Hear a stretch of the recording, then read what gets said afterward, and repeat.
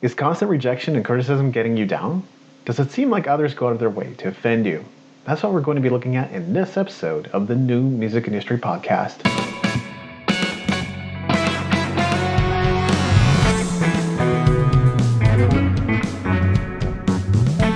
You're listening to the New Music Industry with David Andrew Wiebe.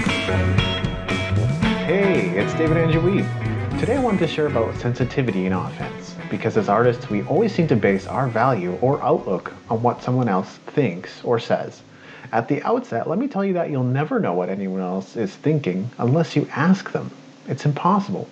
So everything you're thinking is probably based on a story you've constructed in your head, and you've either got to A, ask that person what they're thinking, or B, let go and be complete with it to move forward. But being butthurt over everything is so common and so counterproductive that it can end up wasting a lot of precious time. It can easily ruin your life and your career. So let's talk about this. The first thing I wanted to get into is how we interpret the comments of others, because we would never feel rejected or criticized if not for things others have said. 1. Ask yourself whether the comment was about you. So it's been my observation that as creatives we'll often enter conversations not informing others of our intention, but we'll steer the conversation in such a way that we'll get the answer we think we want. We do this without establishing any context, so the person we're talking to isn't even sure of our intentions. It's like a girl asking a guy, is there anyone in your life you think is worth fighting for right now? What she's really asking is whether she's worth fighting for, but that's not what she asked. So she will interpret the answer no as meaning she's not worthwhile. Or she will interpret the answer yes as meaning he has a girlfriend already. Either way, she'll take it negatively. Now, by the way, I'm using the pronoun she here, but guys are just as likely to ask ambiguous leading questions like this, so don't take this in a sexist direction. So the first thing to understand is that in a conversation like this, whatever response you get, it was not about you, because you did not ask about you, you asked generally. It takes courage to ask what another honestly thinks about you, but it's not worth the offense if you haven't done the hard work of asking about yourself specifically. Before you take anything personally, first ask yourself whether it was said about you. 2. Don't take what one person says as final. You've probably heard stories of people who got a diagnosis from a doctor, but they were compelled to get a second and third and fourth opinion because either they did not trust what they were being told or thought there might be another way to combat their illness. Yet, what I see all the time is artists taking one person's opinion as final. They'll hear, you're too young, you're too old, you're too fat, you're too skinny, you're not experienced enough, you're too experienced, your music's not good enough, you're not marketable, you're not our style, or some variation thereof, and take it personally. First, just as I said in point 1, we've got to check to ensure this comment was said specifically about us, right? But beyond that, no matter the authority of the individual, if it's just one opinion, it's just one opinion. So one booking agent or publicist or promoter rejected you. What does that mean? It means you were rejected by one agent, one publicist, or one promoter. And it doesn't even mean that, because if you create something better and come back to them later, they might still give you a yes. And as already suggested, you'd be better off getting a second and third and fourth opinion, because who knows, the right opportunity might be with Jessica rather than Mike. Mike may not have taken a liking to you, but maybe your music floats Jessica's boat. And remember, you're not talking to labels or agents or managers. You're talking to real people just like you. If what you've got is compelling enough, it's bound to be for somebody. And if you've got fans, then you already know your music is for somebody. And it's all about finding more people like that. 3. Turn negative comments into fuel to improve. Okay, so there are basically 3 possibilities here. One is that someone said something relatively general that you took offense to. 2 is that someone gave you a general expert opinion but wasn't necessarily addressing you specifically. The last possibility is you receive a direct comment from someone influential. I see a lot of artists butthurt over this because they were told one thing by someone like, you're not going to make it, or you're too old, or you're the wrong sex, so you're going to be mistreated, or whatever. And the first problem is we often interpret things incorrectly. Neuroscience expert Dr. Joe Dispenza often says we don't even remember 50% of our pasts correctly. And as artists, we tend to remember the feeling of events rather than the contents of them. So even when a negative comment is aimed at us directly, there's still the chance that we'll take it the wrong way and make something out of it that was never intended. The next thing is we don't confirm the state of the person saying these things. So we just examine the content of what's being said rather than getting a sense of whatever that person was having a bad day, whether they were having troubles at home, or if they just received some bad news of their own, or whatever. Hurting people hurt people. And if you were to reflect on your own past, you probably see that you said things that were hurtful to another, intentional or not. And quite likely, you weren't in the best space when you did it.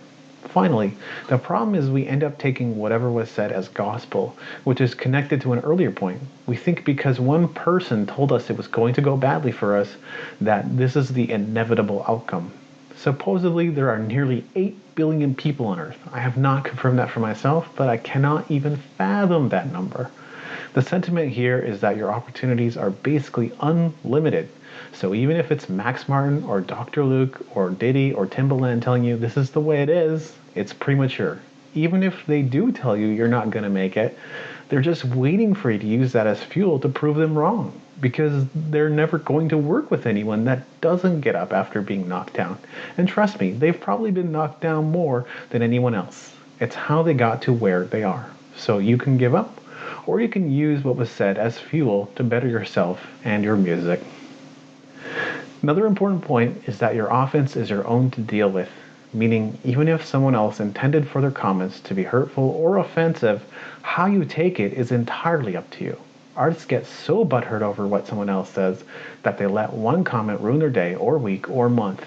What's interesting is that whoever said those things to you is probably over it, doesn't remember it, and is busy working on themselves and their project.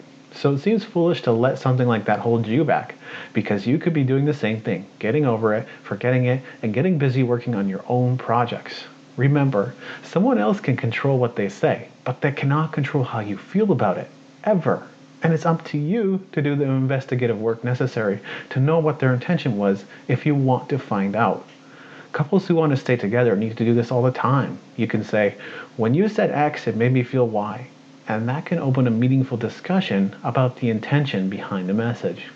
Try not to make your offense somebody else's responsibility, because it isn't. Whatever you're feeling is inside you, and it can't be found within someone else. So only you have the power to do something about it. Alright, to summarize today's episode, 1. Don't worry about generalized comments and advice. Generalized advice might apply to 60 to 80% of people, but it might not apply to you. If you want to know how someone really feels about you, ask them directly. Don't beat around the bush. 2. Don't take anything as final. Assuming your heart is still beating in your chest, there are always opportunities. Yes, you may need to pivot, you may need to adjust your goals, but that doesn't mean you can't achieve success on your own terms. Shift your paradigm and keep going. 3. Use it all as fuel. Sometimes offense is intentional, or at the very least, you may be tested by others in the industry. Use it all as fuel to improve, to get better, to become the best version of yourself. My friend Chris Nash did exactly that when he got a scathing review from a journalist, but years later got a positive review from the same journalist who admitted defeat. 4. Don't blame anyone else for your feelings. Victim mentality is unproductive. Recognize that whatever you're feeling is within you, and that's only because you gave your own power over to it. Remember, you can be butthurt, or you can keep making progress in your music career. The choice is yours. You can be butthurt if you want, but the only thing it can do is stop you dead in your tracks and rob you of time, joy, and fulfillment. Better to reframe, use it as fuel, and begin moving in a productive direction, even if you have to pivot and adjust course slightly. If you're ready to stop being butthurt over everything and want to grow your music career and fan base, head on over to musicentrepreneurhq.com/join to grab your free guide from our ebook library. You're sure to find something of interest to you there, and if this episode resonated with you, I'm sure you'll enjoy the Music Career Success Checklist. This has been episode 216 of the New Music Industry Podcast. I'm David Andrew Wiebe, and I look forward to seeing you on the stages of the world.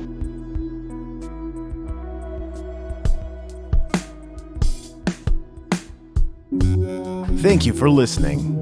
Music in this episode was brought to you by Brian Young. Wherever you're listening to this right now, please consider leaving a 5-star review and comment to help us get the word out about the podcast.